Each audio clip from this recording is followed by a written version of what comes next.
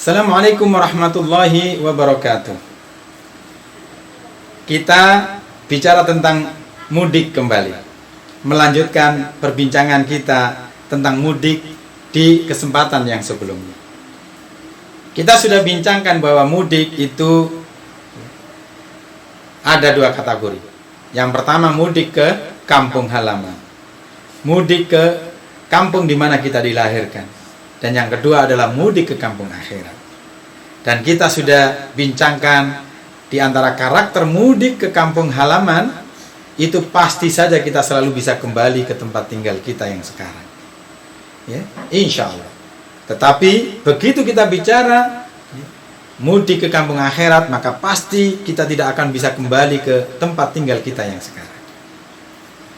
Nah, sekarang kita akan bincangkan tentang karakter berikutnya, tentang perbedaan antara mudik ke kampung halaman dengan mudik ke kampung akhirat. Kita sadari bahwa ketika kita bicara mudik ke kampung halaman, maka itu bisa direncanakan. Selalu saja kita rencanakan ketika kita mudik ke kampung halaman. Berbeda dengan ketika kita mudik ke kampung akhirat. Sungguh seseorang ketika mudik ke kampung akhirat, maka tidak akan pernah bisa direncanakan. Tidak akan bisa direncanakan. Kenapa? Karena kita sama-sama paham bahwa start awal perjalanan seseorang untuk mudik ke kampung akhirat itu adalah ketika menemui kematian. Ketika menemui kematian. Allah tegaskan kepada kita dalam surat An-Nisa ayat yang ke-78. Ainama takunu yudrikumul mautu walau kuntum fi burujim musyayyadah. Dimanapun kalian berada, ainama takunu yudrikumul mautu. Kematian akan bisa menjumpai kita. Kematian akan bisa mendapatkan kita. Sembunyi dimanapun, kematian akan bisa menemui kita. Walau kuntum fi burujim musyayyadah. Meskipun kalian berada di dalam sebuah benteng yang kokoh, kematian tetap bisa menemui kita. Nah, oleh karenanya, agar kita selama dalam kehidupan di kampung akhirat, yang di sana kita hidup selama-lamanya, yang kemudian kita juga tidak akan pernah bisa kembali lagi ke dunia ini, maka tidak bisa tidak, kita harus bersegera. Kita harus bersegera terhadap dua hal minimal.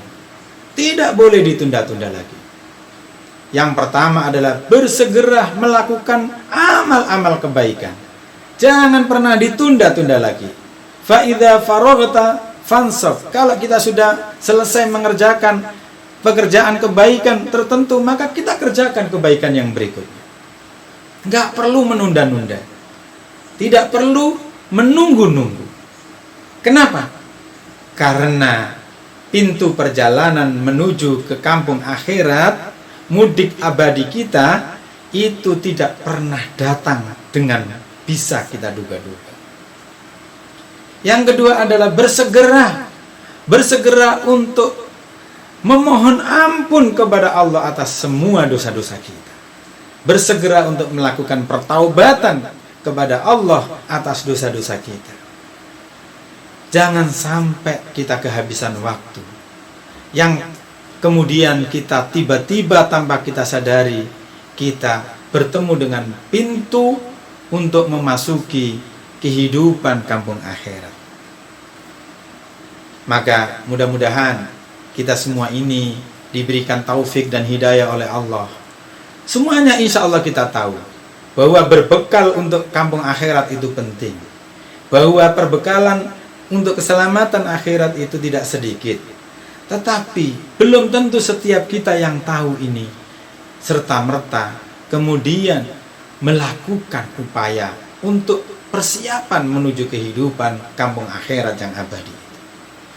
Maka tentu hanya hidayah dan taufik Allah sajalah yang bisa membuat kita tersadar untuk melakukan upaya persiapan itu.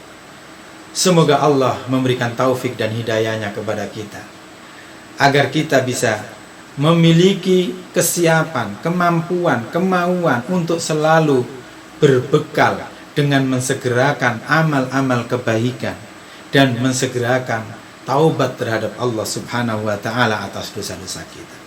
Semoga kita semua dikumpulkan oleh Allah sebagai hamba-hambanya dan kemudian dimasukkan oleh Allah ke dalam surganya. Dimasukkan oleh Allah ke dalam surganya. Wal afu minkum wallahul muwaffiq ila aqwamit thoriq. Wassalamualaikum warahmatullahi wabarakatuh.